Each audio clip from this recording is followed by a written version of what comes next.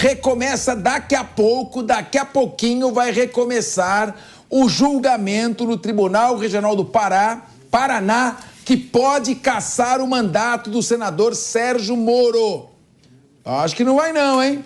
O placar, no entanto, está 3-1 para Moro. Restam o posicionamento de outros 3 desembargadores. São 7 desembargadores no Tribunal Regional Eleitoral. O relator votou com o Sérgio Moro. O segundo desembargador abriu a divergência, votou contra Moro, ficou 1-1. E aí tivemos 2 votos. O voto da desembargadora Cristófani, né? E agora um outro desembargador que antecipou o seu voto. 3-1. Enquanto a gente aguarda o início do julgamento, vamos debater esta questão. Eu vou começar aqui com ele, vamos homenagear o Felipe Monteiro. Depois de um tempo longe do linha de frente, ele só queria saber de 3 em 1, voltou à casa que o acolhe, onde ele é querido e amado, estar aqui brigando conosco toda semana, não é? Felipe Monteiro, me impressionou muito o voto da desembargadora.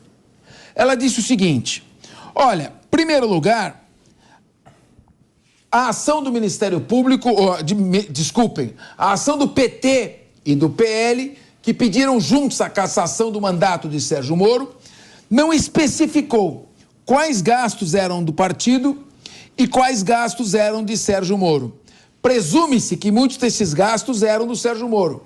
Mas o direito não trabalha com presunção, mas com provas, com nexo causal. E não foi demonstrada a relação entre essas despesas e o Sérgio Moro.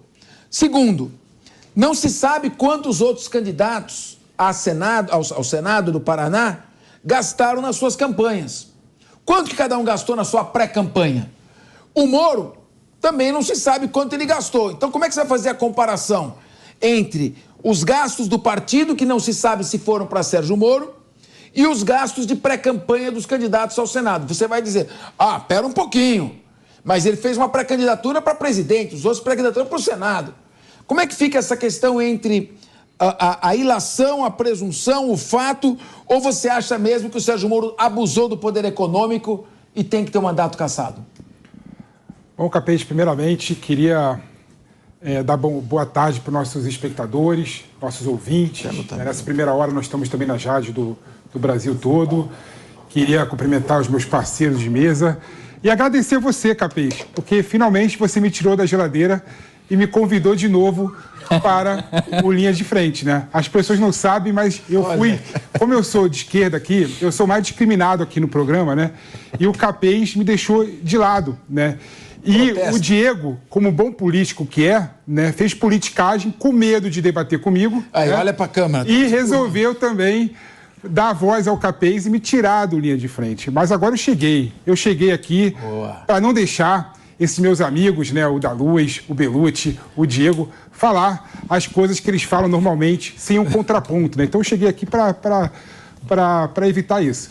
Ô, Capês, vamos lá. Em relação ao Moro, né, argumento tem dos dois lados.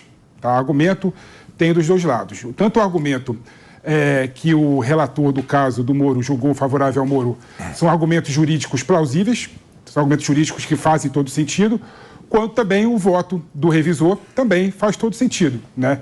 Então, tecnicamente, nós temos nesse julgamento duas posições bem estruturadas e bem colocadas, né? Há pessoas que falam, e eu entendo como essas pessoas defendem esse lado, né? Quando o Moro estava no Podemos e fez a pré-campanha para presidente da República e o Podemos gastou 20 milhões de reais contratando uma produtora, contratando segurança, contratando todo esse arcabouço, né, institucional para lançar o Sérgio Moro para pré-candidato a presidente da República, isso teria, de certa forma, ajudado o Sérgio Moro na sua candidatura para o Senado Federal. É bom quando você vê, por exemplo, o resultado final do Senado Federal do Paraná, você vê claramente que o resultado foi parelho, né, entre o Sérgio Moro e entre o Paulo Martins, do PL, né? Foi parelho ali, menos de 400 mil votos, se eu não me engano, de um para outro ali, né? Então, assim, há argumentos dos dois lados.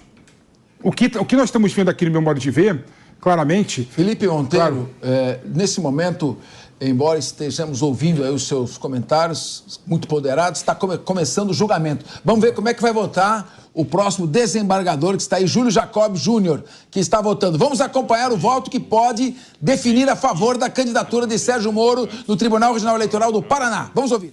Faço em nome hoje do Dr. Cássio, que deixei de citá-lo ontem. Ponderei os votos proferidos na tarde de ontem, senhor presidente. O voto lançado pela desembargadora Cláudia Cristofani, o voto lançado pelo desembargador Guilherme Dens, e começo o meu voto fazendo as considerações sobre essa perspectiva e os votos que me antecederam para depois, senhor presidente, entrar de fato no meu voto. Então, as considerações iniciais são as seguintes. A beleza do colegiado reside em poder contar com experiências e visões completamente distintas sobre os mesmos fatos, sempre decorrentes da experiência vivenciada que cada um traz das suas relações jurídicas e sociais. O que vejo aqui, de forma diversa da análise de alguns dos membros da Corte, e falo isso com a máxima vênia, é uma série de gastos que estão muito, mas muito longe de acesso a qualquer um dos que possam ser chamados de candidato médio. Vejam, senhores, estamos a tratar de uma pré-campanha que contou no exíguo tempo entre o início de junho e meados de agosto, ou seja, pouco mais de 60 dias, e se restringia, no caso que eu vou abordar, a campanha ao Senado do Paraná, e só nesse período, com disposição ilimitada de utilização de voos fretados para percorrer o Paraná, dezenas deles, senhor presidente, à disposição de um determinado pré-candidato, que junto com todo esse aparato de transporte, tinha também uma equipe de segurança nunca antes vista para, repito, um pré-candidato ao Senado do Paraná. É certo que, como dito também nos debates, ao ex-juiz Sérgio Moro era dado, naquele momento, a necessidade de resgatar todo o prestígio que havia perdido ao se candidatar ao cargo de senador da República por outra unidade da Federação. E esse resgate, pelo comprovado nos autos, aconteceu com a utilização indistinta e desmedida de recursos públicos. Os maiores gastos retratados nas notas fiscais e relatórios apresentados no processo, diga-se de passagem, boa parte deles com assinatura do investigado Sérgio Moro, são despesas com táxi aéreo, segurança privada, equipe e estrutura para gravar, gerar vídeos de engajamento, seguidos de impulsionamentos em redes sociais. Ou seja, a estratégia adotada pelo pré-candidato Sérgio Moro muito se assemelhou àquela que levou ao êxito o ex-presidente Jair Bolsonaro em sua primeira eleição presidencial, a de, notadamente, registrar, postar e impulsionar vídeos em diversas cidades, atraindo a atenção não apenas do eleitorado daquela localidade, mas todo o universo de pessoas impactadas com as aludidas publicações. A realidade é que Sérgio Moro teve acesso indistinto e praticamente ilimitado a recursos aptos a possibilitar a recuperação de sua imagem essa abalada junto ao eleitorado paranaense a partir de ter sido negado o domicílio eleitoral no estado de São Paulo. É sabido que a maior fonte de recursos financeiros dos partidos políticos na atualidade são as verbas oriundas dos fundos eleitorais e partidários. Referidas verbas têm origem a partir de uma distribuição baseada no número de cadeiras ocupadas em cada partido no Congresso Nacional. Não por outra razão, é fato notório a busca, por parte dos partidos, de candidatos com potencialidade natural de angariação de votos, quer seja por seu prestígio, quer seja por sua capacidade de engajamento, hoje um dos fatores mais relevantes para a fidelização e ampliação de votos, o que é inegável. Como já dito aqui nos debates, a hiperexposição de Sérgio Moro enquanto juiz federal lhe trouxe admiradores e desafetos, mas na política se aprende que a fidelidade do eleitor é proporcional à exposição à mídia. Justo por isso, é compreensível que, tanto em seu depoimento quanto em vários trechos da defesa, e até mediante a apresentação de pesquisas de opinião pública, o pré-candidato Sérgio Moro se entendia suficientemente conhecido dentro do estado do Paraná para pleitear qualquer cargo. Ora, a pergunta que se faz então é a seguinte: por que razão havia a necessidade, por parte do investigado Sérgio Moro, de promover um uso indistinto de recursos públicos, friso, senhores, recursos públicos, para rodar o Paraná em uma pré-campanha de menos de 70 dias, senão no intuito de se reaproximar de seu eleitorado e reconstruir a relação de confiança com aquele que se via de certa forma traído pela decisão do ex-juiz de concorrer ao Senado pelo Estado de São Paulo. Isso, senhor presidente, é admitido por ele em seu depoimento. Como se verá adiante no meu voto, um ponto fulcral que atrai sim e sem sombra de dúvida o precedente Selma Arruda e o agravo regimental em agravo de instrumento 924/2016 são os princípios neles constantes que trazem parâmetros acerca do que seria necessário para a configuração do abuso do poder econômico e o conceito que baliza toda a construção jurisprudencial havida a partir da edição da Ficha Limpa e da alteração legislativa da Lei Complementar 6490, ocorrida em 2015, que é a fixação do que seriam o conceito de gastos prudentes para o candidato médio. A estrutura dos precedentes do TSE acerca do limite de gastos na pré-campanha é bem clara. Diz respeito aos gastos acessíveis ao pré-candidato médio, não aos gastos efetivados pelos pré-candidatos médios, não aos gastos comparados entre os demais candidatos, pré-candidatos, ou ao que o valha. A expressão é bem clara: acessíveis, não disponíveis. Essa construção se baseia não apenas na capacidade de angariação de recursos, mas no acesso a que os demais concorrentes ao cargo possam ter para que a igualdade da oportunidade da disputa do pleito não seja maculada. O Podemos do senador Álvaro Dias, o PL do candidato Paulo Martins, não tinham acesso a recursos suficientes do fundo eleitoral de pré-campanha para empregar integralmente na eleição do Senado do Paraná. Da mesma forma, o PDT da candidata Eneida ou o PMDB do candidato Pessutti também não possuíam os recursos aptos a injetar, no período de pouco mais de 60 dias, cerca de R$1 milhão em suas pré-campanhas. E isso é perceptível da prestação de contas apresentadas por referidas agremiações ao TRE, documento disponível e de acesso público. Nesse ponto, é importante salientar que a dicção trazida pelos precedentes do TSE diz respeito ao acesso, à disponibilidade de se alcançar recursos para fazer frente às pré-campanhas.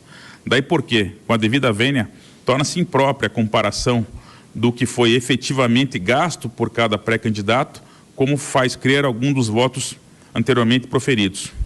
A quebra da igualdade advinda do abuso do poder econômico se mostra gravosa, a ponto de se configurar razão para a procedência da ação, não apenas pela utilização dos recursos, mas pela impossibilidade de acesso dos demais pré-candidatos a verbas idênticas. Notem, apenas o pré-candidato Sérgio Moro teve possibilidade de acesso a recursos desmedidos do fundo partidário para fazer frente à disputa ao Senado, no Paraná, afetando sim a igualdade de oportunidades buscada e perquirida pelas alterações implementadas, justo pela lei que ele ajudou a gestar, que é a lei da Ficha Limpa.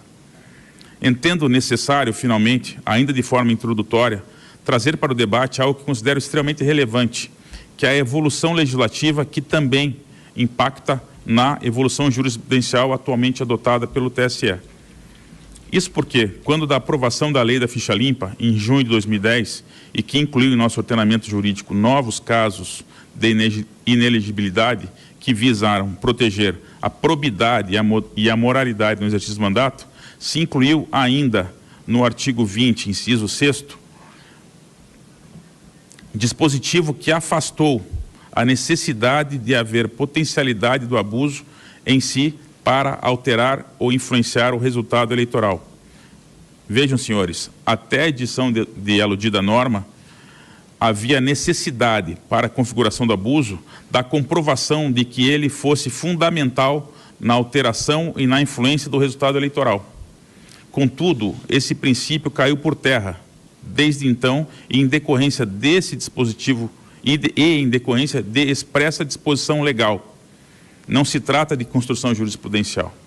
Sendo assim, esse conceito também há de ser banido na decisão que ora tomamos. Não se pode retirar de foco que a inovação trazida por referido dispositivo afastou a análise para a configuração do abuso de poder econômico da questão relativa à necessidade de comprovação da potencialidade, de que a utilização dos recursos de forma desmedida tenha sido determinante para o resultado da eleição, bastando para tanto a gravidade do ato. Ou seja, desde então se afastou por completo a necessidade de comprovação de benefício eleitoral para a cassação do mandato, bastando tão somente a efetiva configuração do abuso, como já dito, e da gravidade das circunstâncias que o caracterizam. Ao dizer isso, não estou afastando a compreensão de que para a configuração do abuso existe a necessidade da presença do aspecto qualitativo de reprovabilidade da conduta e do aspecto quantitativo tendentes a influenciar no equilíbrio e na igualdade do pleito. Assim, a percepção para fins de configuração do abuso de poder econômico não está no proveito em si, que a aplicação desses recursos pode representar em votos, mas sim da consequência que esse derrame de recurso público, nunca antes experimentado e sem que estivesse à disposição de qualquer outro adversário, possa ter num pleito eleitoral, atraindo assim a desnecessidade de comprovação do benefício. Não por outra razão, o TSE acabou por estabelecer conceitos acerca do que seriam despesas módicas de um candidato médio, afastando todo o argumento trazido no sentido da necessidade de comparação entre as despesas havidas pelos investigados e seus concorrentes, até mesmo diante da inegável constatação de que inexiste na legislação a necessidade de registros contábeis aptos a fazer essa comparação.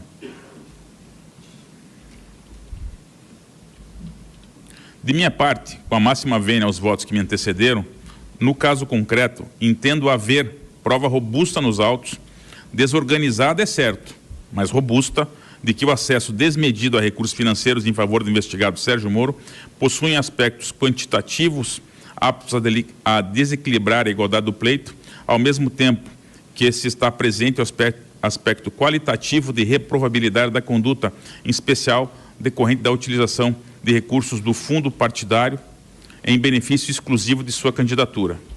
Assim, o maior ponto de dissonância entre a minha posição adotada no voto e a dos colegas que me antecederam diz respeito à desnecessidade de valoração de reflexos eleitorais que os recursos dispendidos na pré-campanha tiveram em favor do então pré-candidato. É justamente essa necessidade de comprovação dessa potencialidade aliada aos gastos excessivos e aos quais os demais pré-candidatos não tinham acesso, senhor presidente, é que com a máxima vênia me faz me alinhar ao entendimento inaugurado pela divergência aberta pelo desembargador José Rodrigo Sade, afastando os fundamentos trazidos no voto do eminente desembargador Luciano Carrasco Falavinha, no sentido de que cada um dos gastos realizados pelo então pré-candidato devem ser considerados a partir da vinculação da potencialidade de angariação de votos. Na minha singela visão, não há aderência a essa tese a partir da evolução legislativa. Muito bem, nós estamos vendo aqui o desembargador Júlio Jacó Júnior vota contra Sérgio Moro. Ele alega em síntese, o seu voto não foi tão longo assim, mas podemos resumi-lo nesta frase: não há necessidade de prova, não há necessidade de comprovar que os gastos feitos na campanha de Sérgio Moro redundaram em alguma vantagem ao candidato. Ou seja, esse nexo causal, pelo que eu entendi, é presumido. Então está 3-2, nós vamos retomar depois, quando vier o sexto desembargador votando, 3-2. Está 3-2, o próximo pode empatar 3-3 ou definir 4-2 para Sérgio Moro, faltando um único desembargador a votar.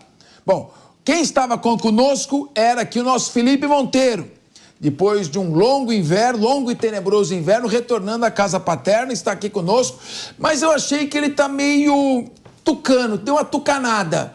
Tem argumento para cá, tem argumento para lá. Então, eu vou te perguntar direto, ô Felipe Monteiro, se no direito tem argumento sempre para cá e para lá, o juiz decide de acordo com quem ele gosta. Se ele gosta do Sérgio Moro, ele vota a favor do Sérgio Moro. Se ele não gosta, ele caça o Sérgio Moro. É isso que resulta hoje a justiça no Brasil? Eu estou canando, não. Eu estava fazendo o meu preâmbulo aqui para chegar na minha conclusão, né? Então, eu vou ser bem breve aqui, porque eu quero deixar meus outros colegas falarem. A jurisprudência do Tribunal Superior Eleitoral fala exatamente, né, que não interessa quanto de gasto o pré-candidato faz, e sim o gasto está à disposição do pré-candidato. E o Podemos colocou 20 milhões de reais à disposição do Moro quando contratou aquela produtora e gastou mais de 16 milhões na produtora, não é? Então, se seguir a jurisprudência do Tribunal Superior Eleitoral, o Moro será cassado. Diego Tavares, você chegou a ser provocado pelo Felipe Monteiro. Quero ver a sua reação. Bom, professor Capês, boa tarde ao senhor, boa tarde aos meus colegas aqui da mesa, boa tarde especial ao PP, que está aqui de volta como bom representante do campo da esquerda, já chegou aqui no Linha de Frente contando mentira, né? Falar que eu fiz aqui lobby para que ele não viesse para o programa, pelo amor de Deus, PP, é sempre um prazer estar com você aqui, debater com você, e os nossos debates acho que sempre rende uma boa audiência, né? Que são debates respeitosos e de alto nível.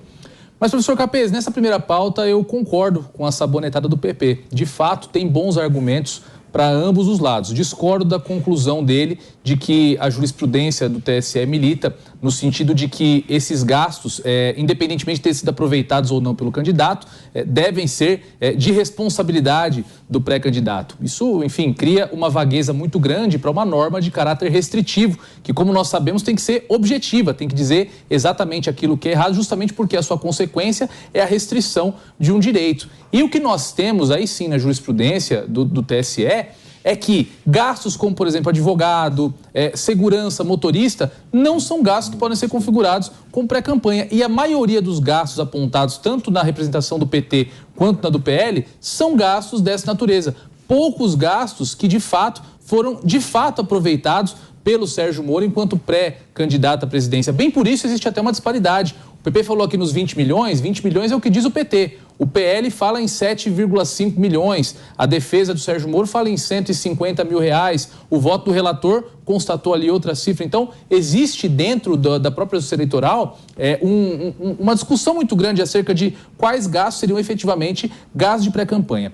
Mas tem um elemento que a gente, infelizmente, em julgamentos como esse, nós precisamos abordar, que é o elemento político. Tá?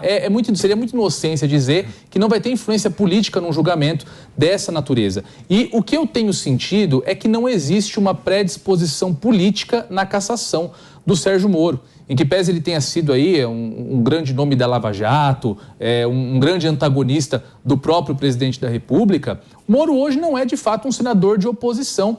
E não compensa para o atual governo, que já tem as suas dificuldades junto ao Congresso, substituir um senador que está ali fazendo um mandato morno por um senador provavelmente de direita, considerando o perfil eleitoral do Paraná, que aí sim pode dar muito mais trabalho no debate público para o governo federal. Então, o Moro hoje compensa e talvez não haja um engajamento político em manter essa... Não concordou já então deu polêmica. Já deu polêmica. O que é, assim, o que o Diego está falando é o seguinte, né? Pro governo, a base governista, faz muito mais sentido deixar o Moro no Senado, que é um senador que não bate de frente no governo, do que colocar supostamente alguém que ganharia as eleições para o Senado no lugar do Moro, que fizesse uma oposição mais aguerrida, como, por exemplo, a tal Michele Bolsonaro. Michele Bolsonaro. Balela. Sabe por que balela? Sabe por que balela? Porque para a narrativa da esquerda, o mais importante é colocar na lata da história, né, a Lava Jato. né? Então, vão atrás do Moro, sim. E digo mais, quando você pega a composição do Tribunal Superior Eleitoral, Alexandre de Moraes deve caçar o Moro, André Ramos Tavares deve caçar o Moro, Floriano Peixoto de Azevedo Marques vai casar o Moro, Carmen Lúcia vai casar o Moro. Tem 4 votos que nitidamente que vão caçar o Moro. Não sei pra que TSE. Aí você inventa. Tem o PP aqui. Aí não você sei pra que TSE. Ele tá adiantando o voto de todo mundo aqui. Diego, conclua teu raciocínio que o Diogo da Luz quer falar também. Não, eu acho muito temerário anunciar o resultado de um julgamento que ainda nem chegou na sua última instância. Tá anunciando aqui, inclusive, voto dos ministros do TSE, o que eu acho que coloca até em xeque a visão de esquerda de imparcialidade da corte. Se você estudar, eu acho que tudo. Eu estudo bastante, PP. Fica sossegado que esse é um caso que conhece a linha. Eu estudei. Peraí, desculpa. Eu acho que... Você vai deixar eu falar? Você reclama que todo mundo te interrompe, mas você não está deixando eu falar. Eu te ouvi atentamente aqui. Eu acho que o Moro pode surpreender. Como eu disse, o elemento político é algo que sempre tem que ser levado em conta. Política não tem tempo para rancor. Vamos lembrar que também a questão da Lava Jato na lata do lixo. A Lava Jato foi colocada na lata do lixo pelo próprio Jair Bolsonaro. Quem não se lembra da frase do ex-presidente de que eu acabei com a Lava Jato porque não existe mais corrupção no governo federal? Não existe legado da Lava Jato para ser apagado pelo PT. Então, a sua narrativa, sim, ela é falaciosa e embasada no achismo, PP. Porque existe claramente, do ponto de vista jurídico aqui, você admitiu no começo da tua fala, você admitiu que o tema é controverso. Eu sou obrigado a interromper, são 14 horas e 30 minutos, porque temos 4 e não 2 debatedores aqui. E o PP já falou, enquanto o Diego fala, ele fica interrompendo sem parar. Aprenda a ouvir, senhor Felipe Monteiro. Ah lá, começou agora. Já chegou tomando bronca, tomando bronca. Meu querido Diogo da Luz, sabe o que me assusta?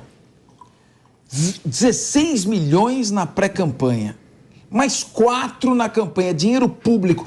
É um dinheiro que jorra nesses partidos políticos, dinheiro que podia ir para quem precisa, um fundo partidário que ninguém sabe como é que se gasta esse dinheiro, presidente de partido andando de avião, um acusado de queimar a casa do outro para poder sentar no comando financeiro do partido. Que loucura que é essa? Onde vai parar esse país? Pois é, são 5, 6 bilhões, na verdade, Capês, que vão neste ano para as campanhas municipais, como foram em 2022. 6 milhões? 6 bilhões. Bilhões. Porque são 5, 4,9 bilhões para o... Frisa bem, porque as pessoas não acreditam. Bi com B de bola, para não ter dúvida. São 5,9 bilhões que vão para as campanhas diretamente e mais quase 1 bilhão, 900 e tantos milhões, dá quase 1 bilhão para manutenção dos partidos. Soma isso, dá 6 bilhões. Fora outros ganhos que acabam tendo pelo meio do caminho. É um absurdo. E justamente por ter esse monte de dinheiro que fica tanta briga, tanta confusão. E uma lei eleitoral extremamente confusa, que eu já disse aqui e repito. Se fizer um pente fino em qualquer uma das pessoas que se elegeu em 2022...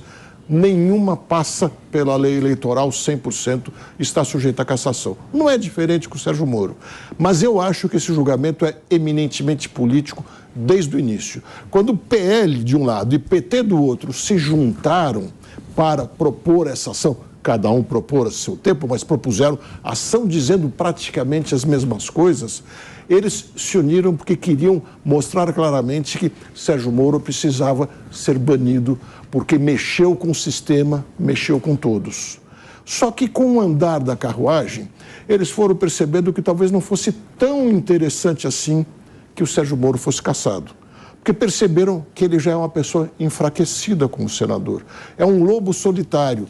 Ele não soma com outros senadores. E como lobo solitário, esquecido até pela imprensa, a não ser neste caso, que estamos falando bastante dele, ele fica mais de lado. Mas ele funciona um pouco como assessor, porque ele tem boas ideias, ele é inteligente, ele conhece muito bem o direito penal, e quando foi para discutir, por exemplo, a saidinha, ele deu uma contribuição importante.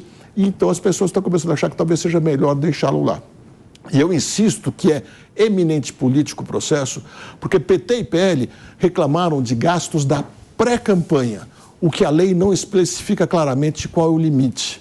Eles podiam ter acusado, aí sim, que na campanha tem um limite claro e definido, e o Sérgio Moro cometeu crime eleitoral na campanha. Mas num processo não se pode julgar aquilo que não se pede.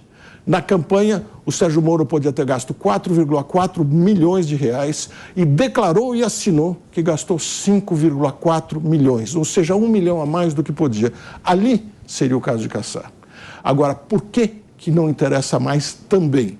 As pesquisas que muitos dizem não acreditar, mostraram Michele Bolsonaro com enorme chance de ganhar uma próxima eleição para o Senado no lugar do Sérgio Moro, se ele vier a ser cassado. E aí, ela ganhando, não interessa nem um pouco a situação e não interessa também nem a muitos da oposição. Então, no final, é melhor deixar como está e não vamos fazer mais pressão para que ele seja cassado. Essa é a minha impressão. João Belutti, ouvindo aqui os comentários muito substanciosos dos três debatedores, eu estou um pouco assustado. Eu estou assustado porque o Felipe Monteiro já antecipou o voto de 4 ministros do TSE. O Diego Tavares fala, você é mãe de Iná? Não, o Felipe Monteiro não é mãe de Iná. Ele está fazendo um prognóstico com base numa análise jurídica, mas também política. Sim. O Diogo da Luz chega e diz, o Moro não será cassado porque ele não incomoda mais. Então, nós estamos falando de decisões judiciais, ô João Belutti. Em tese, o juiz teria que analisar só o processo e verificar o seguinte, eu nem sei se deve ou não deve cassar. Ele gastou sim, ele teve uma vantagem, houve abuso de poder econômico, conforme as provas estão dizendo. Não houve abuso de poder econômico. O que nós estamos dizendo é que essa decisão, e eles estão certos, não será uma decisão tomada com a análise da prova dos autos, da aplicação do direito, mas da conveniência política de um juiz cassar um senador ou não. Isso é muito grave, Belutti. Não, perfeita colocação, Capesi. O que está em julgamento, na verdade, não é a carreira aos atropelos do Sérgio Moro, que pode se questionar a decisão dele de tirar a toga, ir para o campo político, onde tomou diversas decisões equivocadas. Não é isso que está em julgamento, são os gastos na pré-campanha, que realmente foram elevados. Agora, você vê o próprio relator falou um número, cada um fala um número, o PL fala um número, o PT fala um número, cada um tem um número. Então não está em julgamento essa questão do Sérgio Moro, não é a carreira dele. E também um outro ponto a se levantar é que os partidos são um grande negócio, né? Basta ver as cifras que são ditas, né? Os partidos recebem valor anualmente e na campanha mais uma bolada de bilhões. E a gente vê também o Sérgio Moro, todo esse holofote nele por conta da Lava Jato. Na Lava Jato tomou algumas decisões equivocadas, é natural, mas na minha visão não deveria ser anulado tudo, em respeito à visão dos outros, mas na minha visão não. E também a gente observa nessa época muitos juristas e advogados que batiam muito na Lava Jato, hoje estão em silêncio com outras coisas que acontecem, mostrando que o foco deles era político, não era jurídico. Agora, e também o TSE também tem que ser, o TRE tem que ser rígido também, tivemos muitos candidatos que mudaram de cor, né? Com os incentivos a cotas, valores para cotistas, eles mudaram de cor, a gente não vê esses julgamentos também, a rigidez com isso. O grande problema é que o Deltan também ganhou no TRE, né? O deputado Deltan que foi cassado e perdeu no TSE, que eu acredito que é isso que vai acontecer, viu, Capês? E também nesse contexto é lamentável que o TSE tenha membros que também integrem o STF, que é uma outra macarronada aí jurídica brasileira que não deveria existir, né? Membros do TSE no STF, fica muito confuso, né? Eles julgam... Depois você recorre do TSE para o STF, vai ter os mesmos julgadores. Então, está errado isso, está errado esses valores para os partidos. Agora eu também acho que o Moro vai ser cassado, porque é um julgamento, na minha visão, político também, não jurídico. Então, mas o problema é o seguinte, o voto está valendo muito pouco. O sujeito sai candidato, corre os riscos enormes de uma campanha, se elege pela supremacia da vontade popular e depois juízes que deveriam ser técnicos e analisar exclusivamente a prova e a lei, julgam de acordo com suas paixões, preferências ou disposições. Então, realmente, é uma situação grave. O problema do país é a insegurança jurídica. Com insegurança jurídica, não tem investimento. Já não tem segurança pública. Agora, não vai ter segurança jurídica também? Muito complicado. Vamos mudar de assunto, então, porque esse está um pouco triste. A qualquer momento, nós voltaremos com o voto do 6º desembargador, que poderá decidir a favor de Moro, ficando 4-2, e aí só vai faltar um, então não tem como virar, no máximo ficaria 4-3, ou o 6º desembargador poderá votar contra Moro e empatar o jogo 3-3. Vamos lá, como é que será que vai dar essa partida? Em quem você aposta? Como vai dar? Vamos lá, faça as suas apostas. Muito bem, tá assim.